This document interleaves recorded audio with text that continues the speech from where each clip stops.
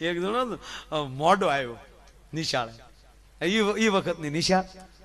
મોડો આવ્યો એટલે સાહેબ કીધા કેમ મોડો આવ્યો? કે સાહેબ આપણે ભલે મોડું થાય પણ તમારે ટાઈમ ટુ ટાઈમ સ્કૂલ ચાલુ કરી નાખવાની. લે વાટે નહીં રહેવાનું સાહેબ, આપણે તો હું એકચ્યુઅલી કામ હોય કરીએ. પણ પાછળ હાથ રાખીને ઉભેલો. એટલે સાહેબ કીધા મોડો ભલે આવ્યો પણ પાછળ કેમ હાથ છે? એ કે સાહેબ આજ ઘરે મહેમાન આવ્યા હતા ને તો દૂધપાક મારી બાઈએ કર્યો હતો. હવે સાહેબ દૂધપાક ના હરાડા ભણવાનું બોલ્યા. શું વાત કે દૂધપાક લાડુ મળ્યા? વાહ દીકરા વાહ બેટા, ચાબાચ આગળ વૈયા. એ ભૂપતા તું આ વૈયો જા.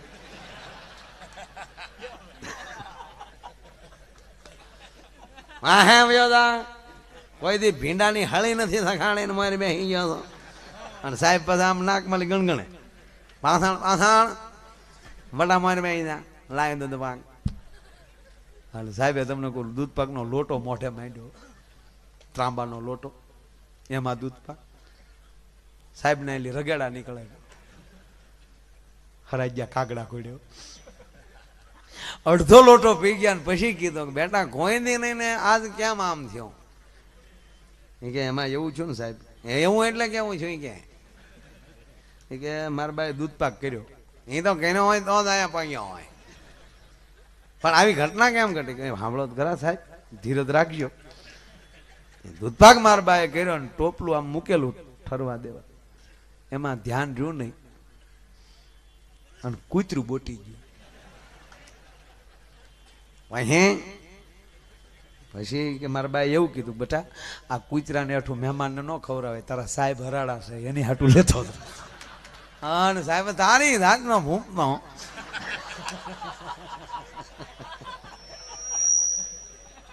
કૂતરાના હેઠો દૂધપાકનો લોટો મને ખવડાવ્યો, અડધો તો જીકી ગયા હતા. અને છૂટા લોટાનો ઘા કર્યો ને શારે દિવાલે રમે લોટો, રૂમ આખો દૂધપાક દૂધપાક. તા તો છોકરો મળ્યો રોવા. એ કે એક તો કૂતરાનો હેઠો દૂધપાક ખવડાવે પાછો રોડે છે પાછો આમો. એ કે રડો નહીં, લોટો મારા બાપાનો હતો. કેટલું ભેગું થયું છે બોલો.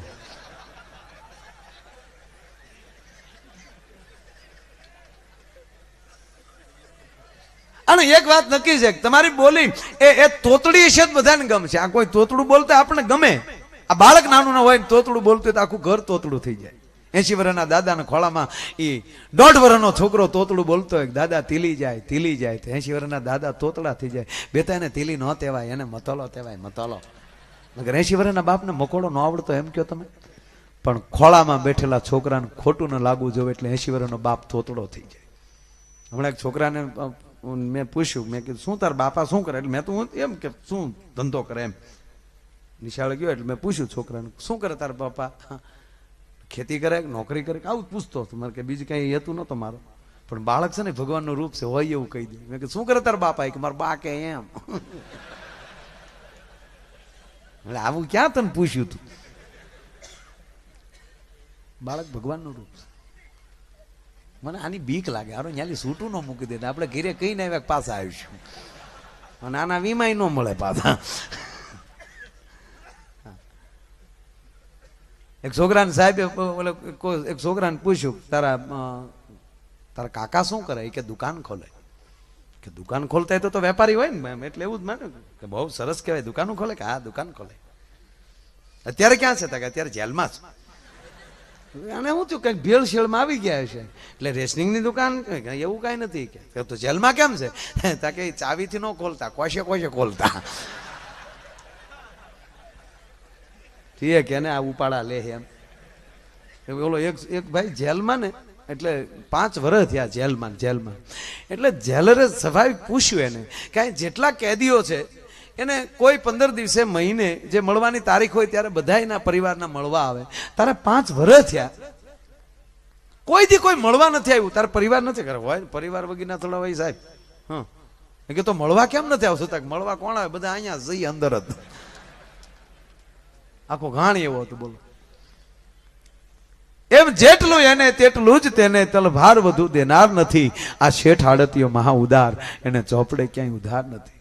ભગવતી પાસે મૂળ વાત એ કરતો હતો કે એની પાસે બુદ્ધિ માગજો.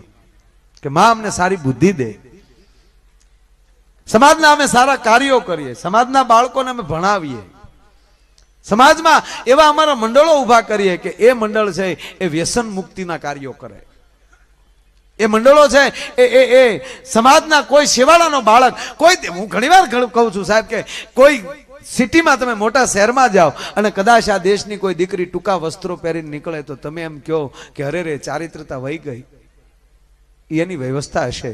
ચારિત્ર તો એ કહેવાય સાહેબ કે તમારા ગામના 5 વર્ષના છોકરાને ચાની હોટલમાં નોકરીએ જવું પડે, આનાથી ચારિત્ર હલકું બીજું ન હોઈ શકે. એ શું કામ જાય, એને શું કામ જ્યાં જવું પડે છે? આ નોંધ જેથી સમાજ લેવા મળે. આ તેંડુલકર આઉટ થાય તો આખું ભારત બે તેંડુલકર આઉટ થાય 100% ન ગમવું જોઈએ. ભારતનો કોઈ ખેલાડી એ આઉટ થાય અથવા તો કોઈ પણ વ્યક્તિ ભારતની કોઈ પરાજિત થાય ન ગમવું જોઈએ. પણ આખા બધા હમણાં હાવ હેઠા બે, ઘણા તો ખાતા ન ક્રિકેટમાં હોપટ ગળી ગયા. હાવ આપણે કઈ જમી જાય તમે હું આને ક્યાં કોઈને રમવું, તારો બાપ બીજું જમી ગયો છે, તું જમી લે, એટલે બીજું તો ન જ જમે. જસુભાઈ, ખેલાડી કોઈ આઉટ થાય ને જેટલી સમાજ નોંધ લે છે એટલી જ નોંધ મારા ને તમારા હિમાળા હાચવીને બેઠેલા મારા ને તમારા મિલિટરીના યુવાનો અથવા તો પોલીસના યુવાનો એ કદાચ કોઈની ગોળીથી ઘાયલ થાય તેથી મારા દેશનો યુવાન ભૂખ્યો રહેવો જોઈએ કે આજ એક અમારો યુવાન ઘાયલ થયો. હે શક્તિ, તું એને શક્તિ દેજે. હે ભગવતી, અમારા ભાગની તું એને શક્તિ દેજે. આ જો થવા મળે. હમણાં તો આપણી બહેનોની ટીમ રમવા ગઈ ઓસ્ટ્રેલિયા, દીકરીઓની ક્રિકેટની ટીમ ચાલુ થઈ અને આપણી બહેનો ગયું ભાઈ મીંડલા બિંડલા ટોપીમાં નાખીને ઓસ્ટ્રેલિયા ગયું રમવા, ટોસ ઉલાડ્યો,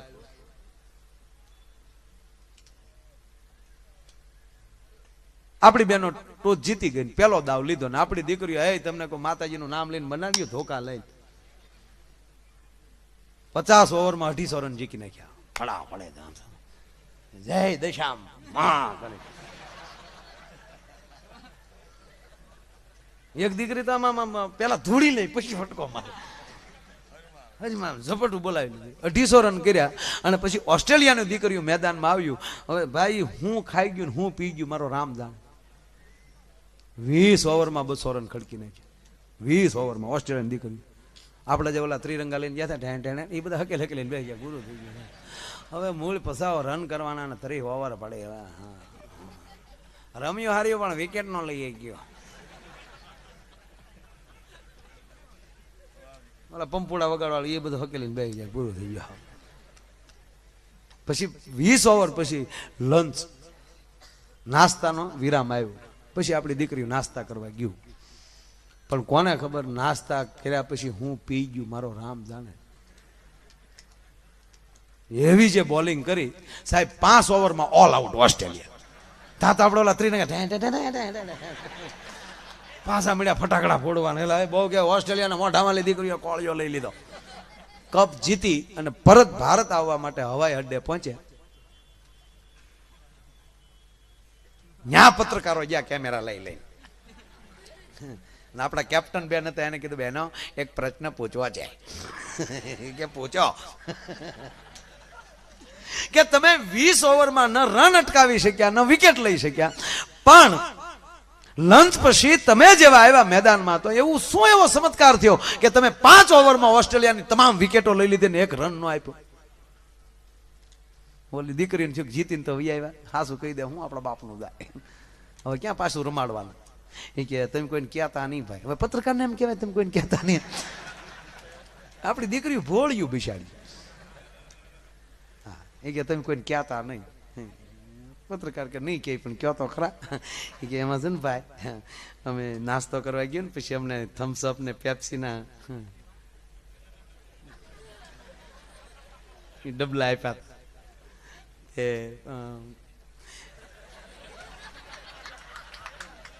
તેમાં એકલા પેપ્સી થમ્સઅપ નહોતા.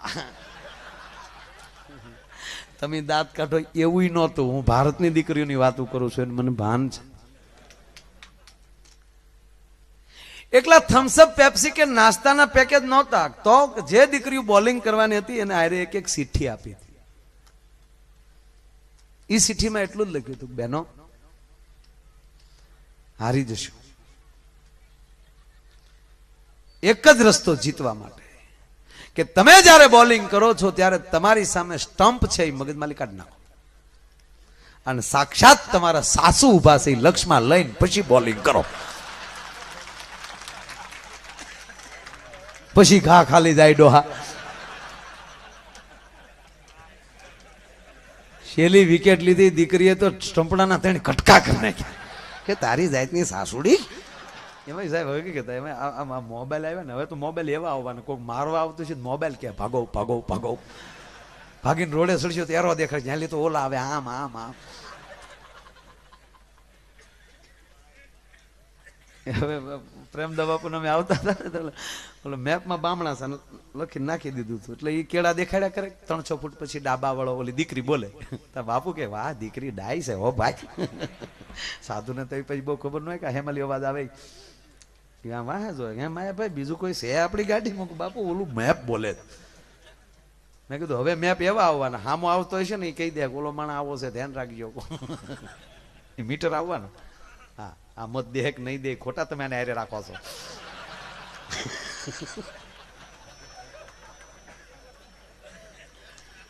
આવું દુર્યોધન ને થયેલું.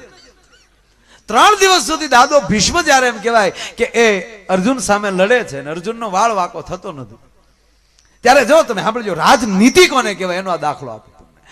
અડધી રાતને ટાણે દુર્યોધનને નીંદર નથી આવતી.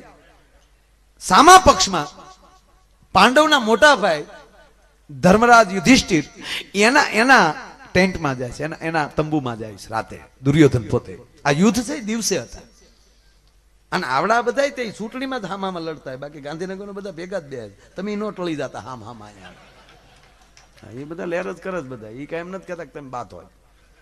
હા ચૂંટણી આવે ત્યારે લડી લો. પાને રમતા અથવા હોગઠાબાજી આપણે રમતા હોય, બે મિત્રો જ હોય હામ હામાં ગોવિંદભાઈ. એટલે હોક ઠીક ઘાયા સડે તો આપણે ગોઠણિયા ફેરતી આંગળામાં લોહી નથી કાઢી નાખતા. પછી જેવી બાજી પૂરી થાય એટલે તરત કંઈક બહુ મજા આવ્યો, પછી કાલે આવજો મજા આવશે રમશું એમ. એ વસ્તુ આખી હોવી જોઈએ. અને પ્રેમ હો યા જંગ હો ભરપૂર હોના ચાહીએ. प्रेम हो या जंग हो भरपूर होना चाहिए, नतीजा कुछ भी हो मंजूर होना चाहिए. पराजय स्वीकारवानी जेनामां ताकात होय ने ई ज विजयनी वरमाळा પહેરી શકે. આ બધું મુદ્દા હોય આમાં, અને આવું થાય જ. અને એકનો પરાજય ઈ જ બીજાનો વિજય બની શકે ને. નકર હામ હામાં કઈ બે જીતવાના નથી, હામ હામાં બે હારવાના. પણ એ દુશ્મન હોવા છતાં ધર્મરાજ યુધિષ્ઠિરના એ રાતના તંબુમાં દુર્યોધન આવે છે. ધર્મરાજા જાગી ગયા. યુધિષ્ઠિર આવ દુર્યોધન કેમ અત્યારે? મોટા ભાઈ કામ છે. બોલ શું કામ છે? કે મોટા ભાઈ મને એક વહેમ પડે છે. શેનો? કે દાદો ભીષ્મ છે અમારી ભેગો પણ અમારા પક્ષમાં નથી. મહાભારતના દુર્યોધનનું નિવેદન. મોટા ભાઈ દાદો ભીષ્મ છે એ છે અમારી ભેગો પણ અમારા પક્ષમાં નથી. અને તેથી મરક મરક દાંત કાઢતા કાઢતા ધર્મરાજ યુધિષ્ઠિર એટલું બોલ્યા હતા કે દુર્યોધન હટરો કટરો હાડરો જોતટ ગંગા જાય તો એના કુળમાં કોઈ દી ભૂત ન હરજે ભાગીરથી. એ દુર્યોધન કોઈ માણસ ગુજરી જાય એને બાળી દેવામાં આવે અને એની હદકેસરી હાડકી જો ગંગામાં પોગી જાય તો એની 71 પેઢીમાં કોઈ ભૂત ન હરજે. એને બદલે આ તો ગંગાને ધાવીને મોટો થયો છે. દાદો ભીષ્મ છે ગાંડાભાઈ. પણ તે કેમ નક્કી કર્યું કે હું નક્કી ન કરું કે આ અર્જુનની સામે યુદ્ધ કરે જેને 21 વખત પૃથ્વી નક્ષત્રી કરી એવા પરશુરામના મૂછના પાણી જેને હેઠા ઉતાર્યા હોય દાદા ભીષ્મ સામે અર્જુન ટકી ન શકે. ગાડી અમારી છે, બોર્ડ અમારા છે, ડીઝલ અમારું છે, પણ રાતના પ્રસાર નોખા છે. આ પરિસ્થિતિ દુર્યોધનને થયેલી ત્યારે. અને તમારા ટેકેદારો એવા થવા મળે ને તેથી માંડ લેવાનો મરી જાવ તો જીતો નહીં.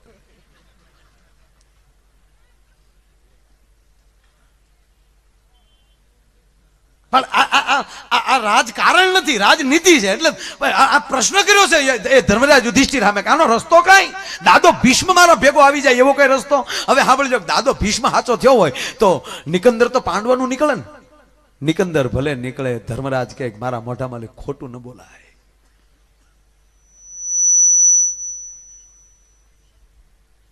દુર્યોધન એક રસ્તો છે શું કે નબળાનું ખવડાવી દે. કે પણ મોટા ભાઈ નબળો મારો ગોતવા ક્યાં જાવ? પણ ગાંડા ભાઈ તારે ક્યાં આખું જવું પડે એમ? જો ધર્મરાજની નીતિ જો તમે કે ગાંડા તારે ક્યાં આખું જવું પડે એમ છે? તારા મિત્રો પાસે જા. એને ન કીધું કાંઈ. કારણ કે મિત્ર તો મીંડા થયા, એકડો જ પોતે થયો. કે મોટો ભાઈ નબળો કેવો કોને? દુર્યોધન તને બહુ શીખવાડવું પડે બધું. ટૂંકી એ વ્યાખ્યા કે પંખી ચણતા હોય અને એમાંય જો કોઈ ચણ નાખે અને એ પંખી જો એની ચણ ન ચણે, એ પહેલા નંબરનો નબળો. એનું જો અન્ન દાદો ખાઈ જાય તો એની બુદ્ધિ ભ્રષ્ટ થઈ જાય. અને પછી જોઈ લે એનો રંગ. દુર્યોધન કે આપણે બીજે જવું એને કરતા પોતે જ પ્રયોગ કરી હવારના પોરમાં હાથમાં ચણ લઈ અને પંખી ચણતા હતા અને દુર્યોધને આમ કરીને આમ જા ચણીનો આમ જા ઘા કર્યો અને હાટ કરતા પંખી ઉડી ગયા. તા બુરા દેખન મેં ગયો, બુરા મિલા નહીં કોઈ, જબઘટ ભીતર દેખિયા તા તો મુજ છે બુરા ન કોઈ. હાય હાય કે ભૂંડો તો હું જ છું, બુરો હું જ છું. અને રસોઈ તૈયાર હુકમ કરી દીધો, રસોઈ તૈયાર કરો.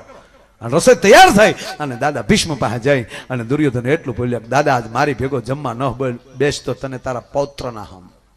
પૌત્રમાં પાંડવો આવી ગયા. દાદો ભીષ્મ બોલ્યો કે દુર્યોધન, મેં કોઈ દી કોઈના કમાણીનું ખાધું નથી અને એમાં 18 દિવસ તો હું અન્ન લેવાનો નથી ભલામણ. કે પણ દાદા પૌત્રના હમ આવ્યા છે, તું મારા ધોળામાં ધૂળ નાખવા ઉભો થયો. દુર્યોધન હાલ ખાઈ લો બીજું હું. અને આમ જા દુર્યોધનના અન્નનો જે દાદા ભીષ્મે મોઢે નો અડાડ્યો, કોળિયો અડ્યો તા તો કરંટ લાગ્યો, તપેલ ત્રાંબા જેવી આખું થઈ ગઈ. કે એલા દુર્યોધન, આ પાંડવાની પ્રજાને હું મગજમાં રાય ગળી ગઈ. લાઈવ કરતો દાદો ઉભો થયો ભાઈ. પણ જે કુરુક્ષેત્રના મેદાનમાં દાદો આવે, તપેલ ત્રાંબા જેવી આખું દાદા ભીષ્મની થઈ ગયેલી. પણ જહા દેખો તહા ભીષ્મ. રથથી નીચે ઉતરી કુરુક્ષેત્રના મેદાનને પગે લાગી અને દાદા ભીષ્મે પ્રતિજ્ઞા લીધી હતી કે આજ કૃષ્ણની પ્રતિજ્ઞા ન તોડાવું તો ગંગા સૂત ન કહાવું. આજ જો કૃષ્ણની કૃષ્ણએ પ્રતિજ્ઞા લીધી કે 18 દિવસ હાથમાં હું હથિયાર નહીં લઉં, પણ આજ જો કૃષ્ણની પ્રતિજ્ઞા ન તોડાવી દો તો ગંગાનો દીકરો મટી જાવ. અને આપ એ કથા જાણો છો કે કૃષ્ણના રથના ભાંગીને ભૂકા કાઢ નાખ્યા દાદા ભીષ્મ. પછી દેદી એમ ભગવાન એમ કહેવાય, નારાયણ એક બાજુ પડી ગયો છે, એક બાજુ અર્જુન પડી ગયો છે, ઘોડા છૂટા થઈ ગયેલા છે. અને દાદા ભીષ્મ એમ કહેવાય કે એમ ધનુષ્માન હેઠા મૂકી અને રથની બાજુમાં બાંધેલી એમ કહેવાય પાડાની જીભ જેવી તલવારને બારી કાઢી અને પેગની પેર દઈયો, પેગની હિલાઈ દઈયો. રથની પેગનીમાં પગ દઈને જેથી દાદો ભીષ્મ નીચે ઉતર્યો અને જે બાજુ કૃષ્ણ પડ્યા છે એ બાજુ ચાપ ચાપ ચાપ કરતો દાદો ભીષ્મ ડગલા ફરતો હતો. અને કૃષ્ણ તેથી આવલા મારતો હતો. ગૌમા મધુરા, ગોપા મધુરા, વદનમ મધુરમ, હલનમ, કાંઈ મધુર નહોતું. ફાફા મારતો હતો, ગાતારો ડોહાગડાવી જાય. ભગવાન વ્યાસજીએ બચાવ કર્યો છે. ભાંગલા રથનું પૈડું લીધું, પૈડું નહીં સાહેબ, સુદર્શન ચક્ર જ આવી ગયું હતું ત્યારે.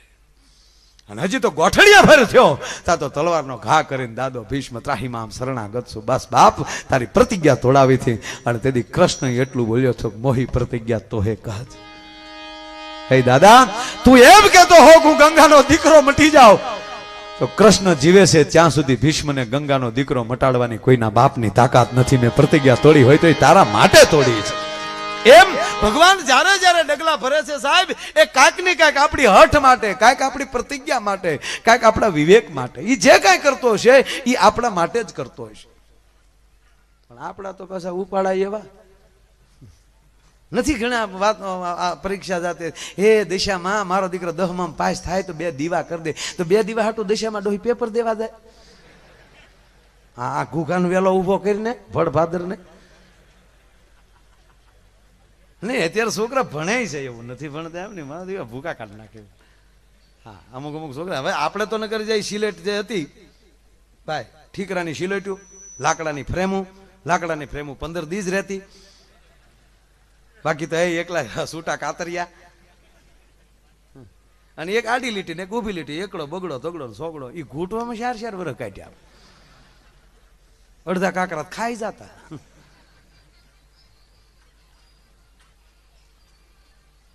અને એમાં સાહેબ હાટું બકાલો લાવી પેલી લાઈનમાં બેઠો હોય.